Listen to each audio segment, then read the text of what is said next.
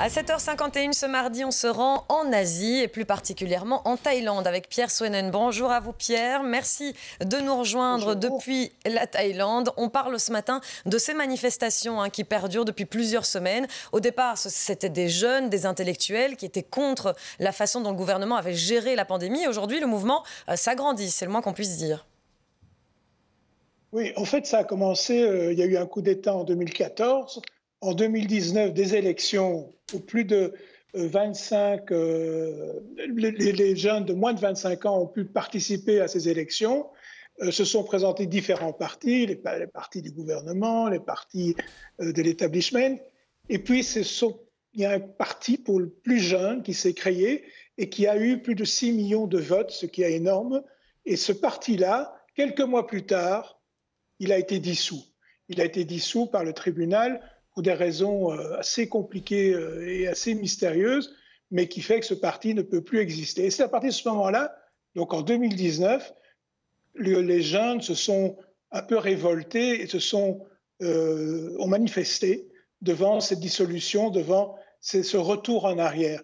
Et ce qui est très, très intéressant dans ces manifestations et dans ces activités, c'est qu'en fait,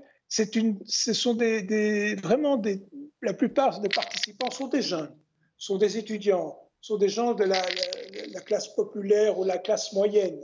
Et à Bangkok, c'est vraiment la classe moyenne qui a manifesté, les jeunes de la classe moyenne.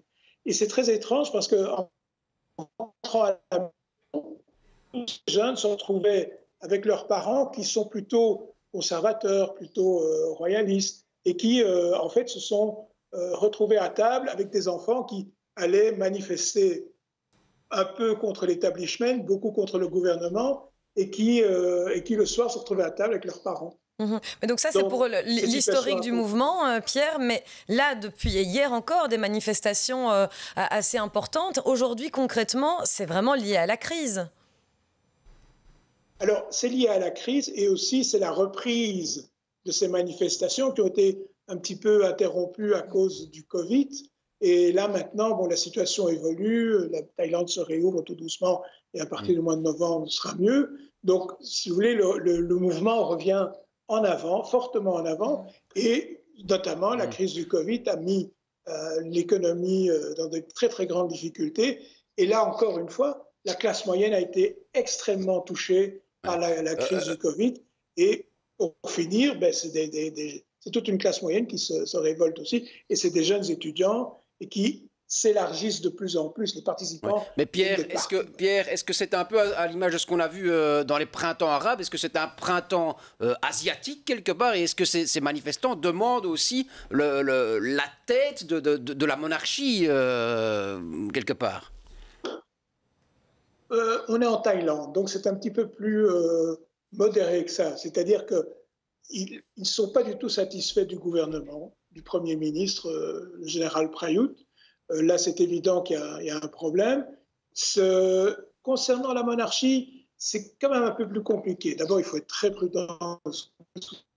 Sinon, des poursuites, il y a toujours la possibilité d'être poursuivi pour ses propos contre la monarchie. Mais en fait, ce qu'ils veulent, c'est moderniser cette monarchie. Un peu comme ça s'est passé dans beaucoup de pays. Mais je crois que fondamentalement, quand vous parlez avec ces jeunes et avec ces gens qui participent à ces manifestations, il n'y a pas vraiment... disons que c'est plus compliqué que ça. C'est-à-dire qu'ils veulent un rôle différent, un peu plus moderne de la monarchie. Et je crois d'ailleurs, on le voit sur ces images, le roi d'ailleurs est entouré de princesses qui sont de la même génération que les manifestants.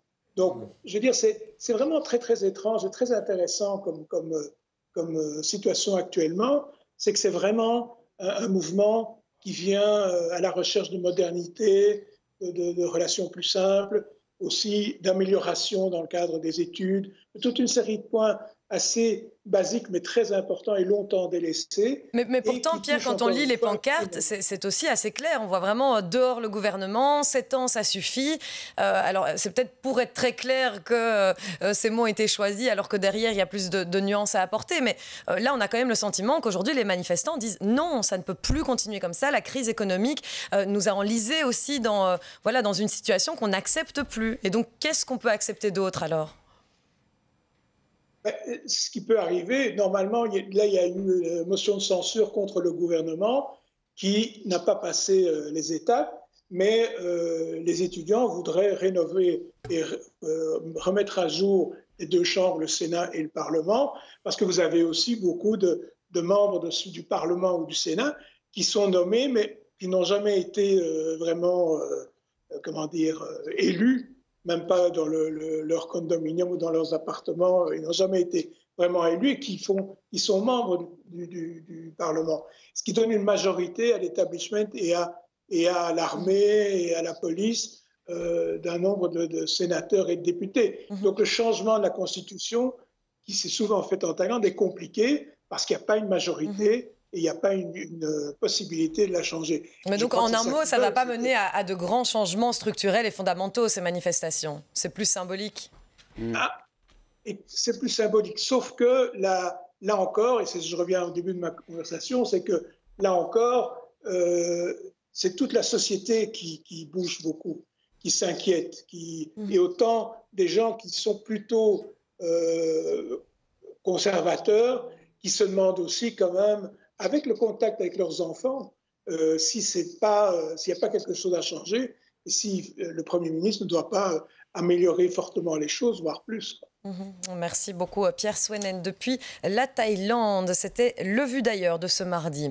Il est 7h58, restez avec nous dans un instant. C'est le journal de 8h, suivi des faits du jour à 8h10. Avec toute l'équipe de la matinale, on parle économie, politique et actualité internationale.